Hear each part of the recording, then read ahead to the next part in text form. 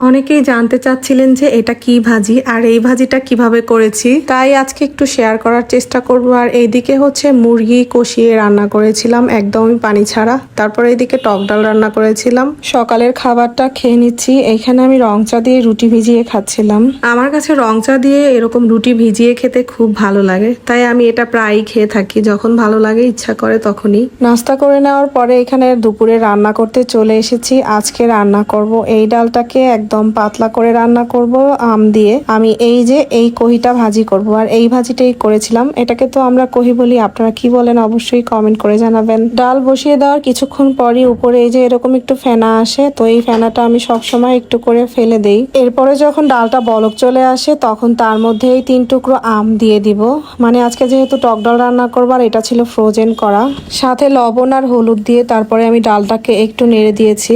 আম দিয়ে এই টক ডালটা দিয়ে ভাত খেতে আমার কাছে বেশি ভালো লাগে।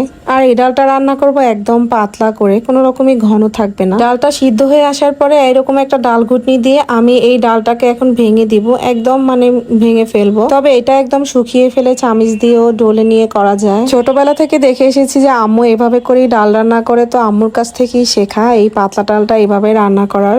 আর এইভাবে বেশি ভালো লাগে খেতে। ভুনা ডাল সব সময় খেতে ভালো লাগে না। তারপরে কিছুটা কাঁচামরিচ দিয়ে দিয়েছি। এদিকে আমি কহিটাকে এরকম গোল করে কেটে তারপরে সিদ্ধ বসিয়ে দিয়েছি। এখন আমি ডালটাকে বাঘার দিয়ে দিব। আমি রসুন আর পেঁয়াজটাকে এরকম লাল করে ভেজে নিব। ডালের পেঁয়াজ আর রসুন লাল করে একদম ভেজে না নিলে তারপরে দেখা যায় যে ডালের মধ্যে কাঁচা থেকে যায়। তাই জন্য এইভাবে ভাজলেই হচ্ছে কোনো রকম কাঁচা থাকে না আর সুন্দর একটা ঘ্রাণ আসে। তো এইভাবেই আমি সবসময় পাতলা ডাল রান্না করে থাকি। আপনারা কিভাবে করেন অবশ্যই একটা কমেন্ট করে কিন্তু জানাতে পারেন কেমন হয়েছে এই ডাল রান্নাটা। কহিটা যেহেতু লবণ দিয়ে সিদ্ধ দিয়েছিলাম, কিন্তু অল্প একটু সময়ের মধ্যে এটা সিদ্ধ হয়ে গিয়েছে।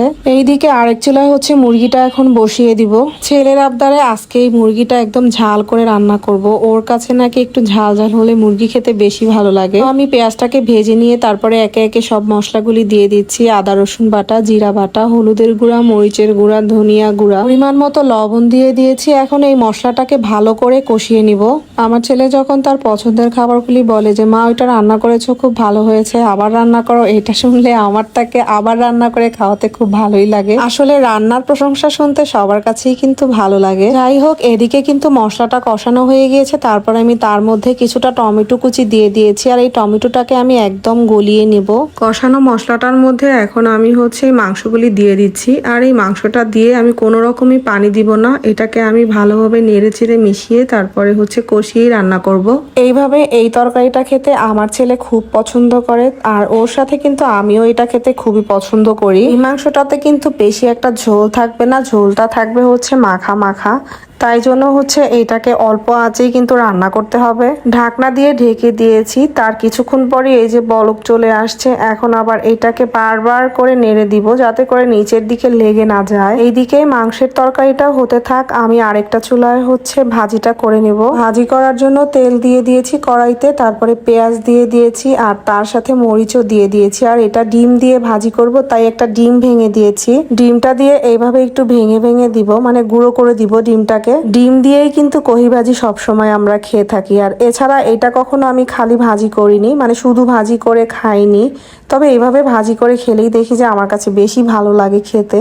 এইভাবে করে যারা ভাজিটা খেয়েছেন তারা তো জানেন যে এই ভাজিটা কতটা মজার হয়। আর যারা খাননি তারা একবার কিন্তু ট্রাই করে দেখতে পারেন এইভাবে করে ভাজিটা করে। আমার ভাজিটা এখন হয়ে গিয়েছে। আর এই ছিল ভাজির ফাইনাল লুক। এটা দিয়ে ভাত খেতে কিন্তু খুবই ভালো লাগে। এইদিকে কষানো মুরগিটাকে বারবার দেখে হচ্ছে নেড়ে দিচ্ছিলাম যাতে করে নিচে লেগে না যায়। নিচে লেগে গেলে তো এটা খেতে একদমই ভালো লাগবে না। একটু সময় করে হলেও কিন্তু যেই জিনিসটা খেতে ভালো লাগে তো ওইভাবে করাটাই খুব ভালো। এই যে এরকম ঝোলের সাথে আমি এটা নামিয়ে নিব। তো ভিডিওটা এই পর্যন্তই। দেখা হচ্ছে আমার পরবর্তী ভিডিওতে। সেই পর্যন্ত সবাই ভালো থাকবেন, সুস্থ থাকবেন। আর যদি ভিডিওটা একটু ভালো লেগে থাকে তাহলে একটা শেয়ার করে দিবেন। আল্লাহ হাফেজ।